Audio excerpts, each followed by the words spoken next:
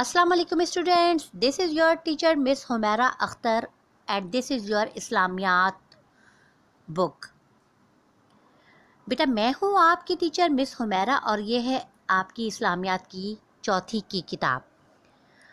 ہم چلتے ہیں سبق نمبر 2، باب دوم، ایمانیات اور عبادات، صفحہ نمبر 11 پہ۔ اس کے جو پہلا ٹاپک ہے وہ ہے اسلام کے عقائد۔ تو بیٹا اس کے پڑھنے کا مقصد یہ ہے کہ بچے اسلام کے بنیادی عقائد کی اہمیت بیان کر سکیں گے۔ تو بیٹا ہم چلتے ہیں اپنے سبق کی بلند خوانی کی طرف۔ عقائد کا لفظ عقد سے بنا ہے جس کے معنی گرہ لگانا کے ہیں۔ گرہ کے مطلب ہے گٹھان لگانا۔ کسی چیز کو ہم اپنے گٹھان پلو میں جب باندھ لیتے ہیں تو وہ چیز ہمیشہ ہمارے ساتھ رہتی ہے نا، تو اسی طرح کسی چیز کو مضبوط اور مستحکم کرنا۔ عقائد سے مراد یہ ہے کہ کسی بات کو سچے دل اور دماغ سے ماننا، اس پر یقین کرنا اور زبان سے اظہار کرنا۔ عقائد کے لیے ایمان کا لفظ بھی استعمال ہوا ہے۔ پیارے بچوں، اسلام کے بنیادی اجزائے ایمان بھی کہلاتے ہیں۔ ان تمام عقائد کو ماننا، ان پر یقین رکھنا ضروری ہے اور ان میں سے کسی ایک سے انکار کرنا انسان کو اسلام کے دائرے سے باہر نکال دیتا ہے اور وہ انسان مسلمان نہیں کہلاتا، جیسا کہ اللہ تعالیٰ فرماتے ہیں البر من آمن باللہ والیوم الآخر والملائکۃ والکتاب والنبیین۔ ترجمہ: اور نیکی یہ ہے کہ آدمی اللہ تعالیٰ پر، قیامت کے دن پر، فرشتوں پر اور کتابوں اور نبیوں پر ایمان لائے۔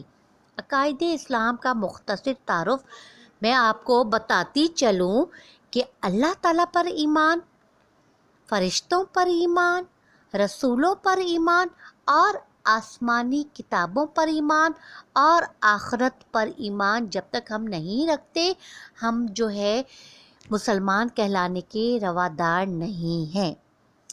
تو اللہ تعالیٰ کی ایمان کی مختصر آپ کو ڈیفینیشن یہ بتا دوں کہ اللہ تعالیٰ پر ایمان کا مطلب یہ ہے کہ اللہ تعالیٰ ایک ہے، صرف اسی کی عبادت کی جائے اور کسی کو اس کا شریک نہ ٹھہرایا جائے۔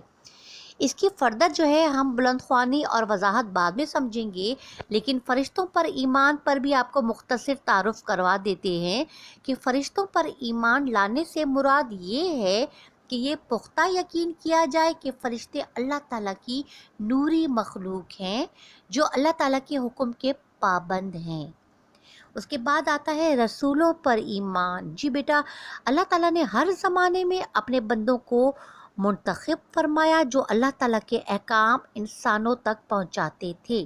یہ سلسلہ حضرت آدم سے شروع ہوا اور حضرت محمد مصطفیٰ صلی اللہ علیہ وآلہ وسلم پہ ختم ہوا۔ اس کے بعد ہمارا جو ایمان ہوتا ہے وہ ہے آسمانی کتابوں پر ایمان۔ آسمانی کتابوں پر ایمان لانے کا مقصد یہ ہے کہ ان تمام کتابوں پر ایمان لایا جائے جو اللہ تعالیٰ نے اپنے رسولوں پر انسانوں کی ہدایت اور رہنمائی کے لیے وقتاً فوقتاً نازل فرمائیں۔ اس کے بعد ہے آخرت پر ایمان۔ آخرت کے لغوی معنی بعد میں آنے والی چیز ہیں۔